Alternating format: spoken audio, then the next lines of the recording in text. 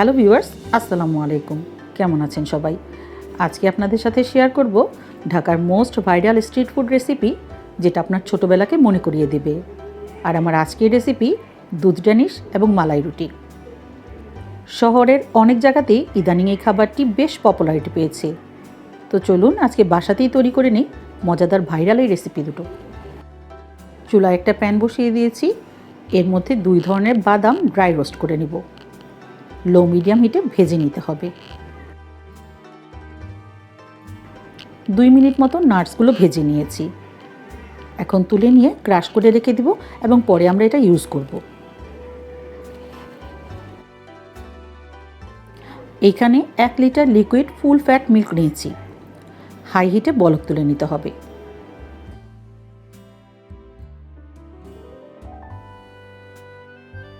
দুধে বলক চলে এসেছে।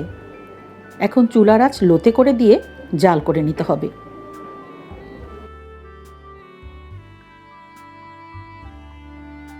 দুই থেকে 3 মিনিট পর দেখবেন উপর থেকে এরকম একটা সর পড়বে। এখন উপর থেকে সরটা কেচে এনে একটা ঝাঁঝরির সাহায্যে এভাবে করে তুলে নেব। যেহেতু মালাই রুটি বানাবো, তাই এই প্রসেসে বেশ কয়েকবার সরটা তুলে আলাদা করে রেখে দিতে হবে।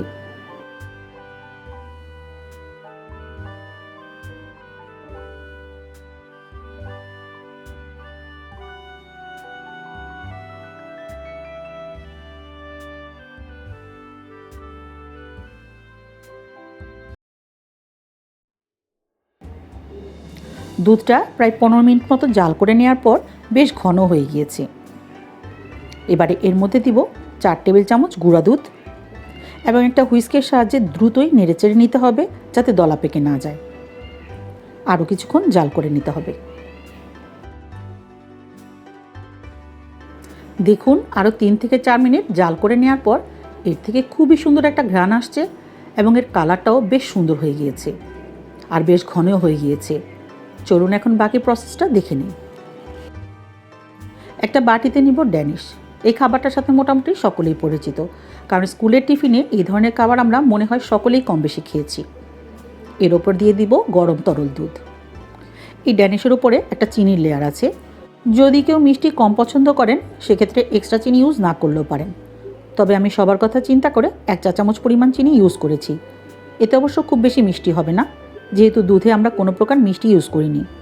আর তার উপর থেকে ছড়িয়ে দিব বেশ পরিমাণে রোস্টেড নাটস। এখানে নিয়েছি 2টা বাটার বান। এবারে এর ওপর থেকেও দিয়ে দিব জাল করে নেওয়া গরম তরল দুধ। তার উপর থেকে দিয়ে দিব মালাই এবং টপিংয়ে দিয়ে দিব বেশ কিছু পরিমাণে রোস্টেড নাটস। এভাবেই তৈরি করে নিলাম আমার আজকের অসাধারণ রেসিপি দুধ ড্যানিশ এবং মালাই রুটি। ছোটোবেলাতে এই ধরনের খাবারগুলো আমাদের সময় আমরা প্রচুর পরিমাণে খেয়েছি। তারপরেও এই খাবারগুলো এখন বেশ ভাইরাল হয়েছে, তাই ভাবলাম আপনাদের সাথেও সেই ছোটোবেলার কিছু মজার খাবারের স্মৃতি শেয়ার করি।